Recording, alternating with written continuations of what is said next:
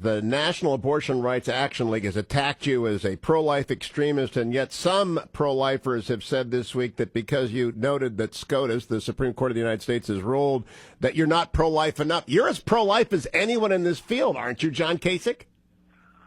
Well, yeah, I mean, Hugh, I've been pro-life my entire political career, and we have done a number of things. In fact, some people in Ohio have called me the most pro-life governor who's ever held this job. In fact, some of those people with the abortion rights folks actually have protested me and, all those kinds of things. So, no, I've been pro-life from the time I was a state senator to a congressman for 18 years. And we've enacted a number of provisions here in Ohio, including banning late-term abortions and making sure that these clinics have hospital transfers agreements, which have shut some of them down. And, I mean, just a whole variety of things that we have done. So nobody should be confused about where I am on the matter of life. It's a very important issue.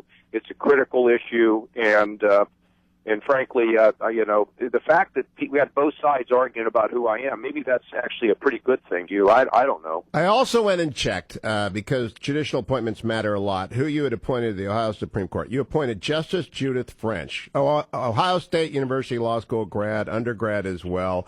Big firm experience, a lot of judicial experience, not from the Harvard, Yale mafia. I asked Chris Christie yesterday, since 8 of our Supreme Court justices either went to Harvard or law, and the other one started at Harvard and ended at Columbia, if he would please commit to not making another Supreme Court appointment from Harvard or Yale Law School. People laughed at me, but I like diversity from the rest of the country, John Kasich. You can find good originalist judges from other than Harvard and Yale Law School.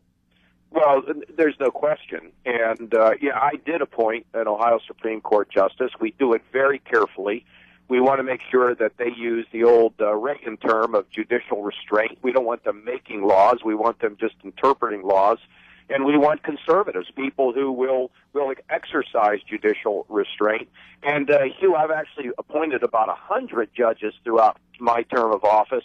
And we've met with, I think, very good success. So we look at their records. We want to make sure that they're not going to be liberals on the bench where they're going to be trying to make laws.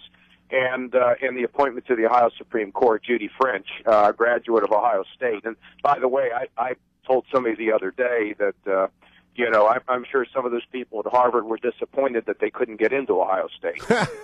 That's true.